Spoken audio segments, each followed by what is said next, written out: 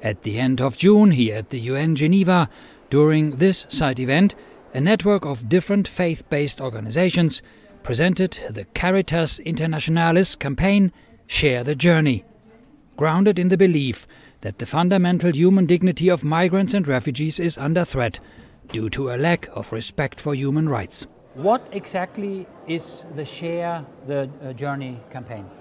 So this is, in a nutshell, is the heart of the campaign. The humanity of the migrant and the refugee, and our own humanity as we meet and we journey together.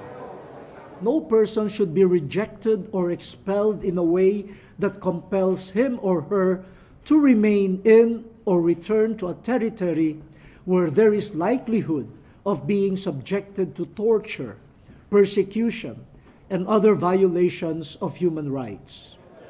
Now, when we look around in the world today, it seems that the trend is a significant increase in intolerance and abuse shown towards migrants and refugees in societies, across the globe. Why is that, in your opinion?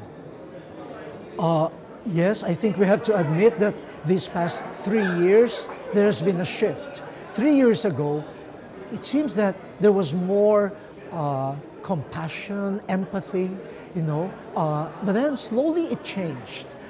And what replaced it was fear.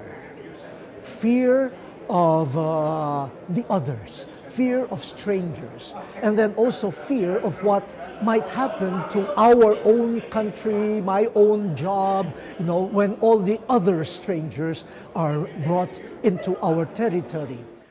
Out there, the notion that migration is somehow suspect or dangerous or, God forbid, an assault on Western civilization. We need to put this into proper perspective. And the only way this can be done is for those who make the rules to hear the voices of the people. And I often say, some people are afraid of migrants. Some of them have not even encountered a migrant. How about touching their hand, looking them in the eye, listening to their stories? And then you realize that they are not strangers. They're not as strange as we think them to be. They could be my parents. They could be my friend. They could be me. And then when this mysterious suspicion crumbles, then maybe intolerance would be replaced by empathy. And then we share the journey.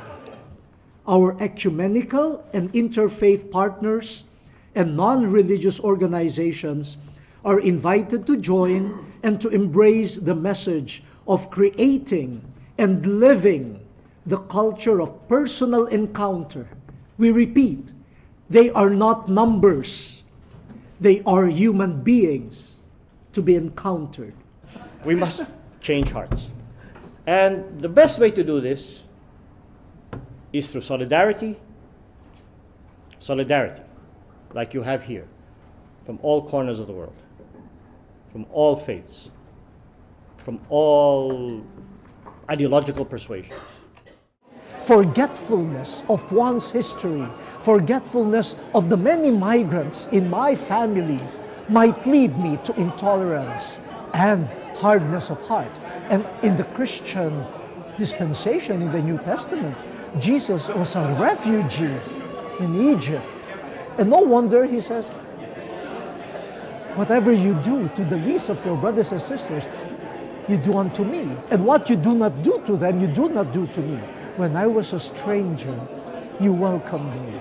So the face of a stranger in the eyes of faith is the face of Jesus. Well said, Eminence. So this was part one of our interview. In part two, we will talk about the difference between refugees and migrants and some of Pope Francis' remarks about the Caritas campaign, Share the Journey. The overall objective of the Share the Journey campaign is to help facilitate exchanges and interactions in the spaces of encounter where migrants and refugees can have a significant influence, such as public debates on migration.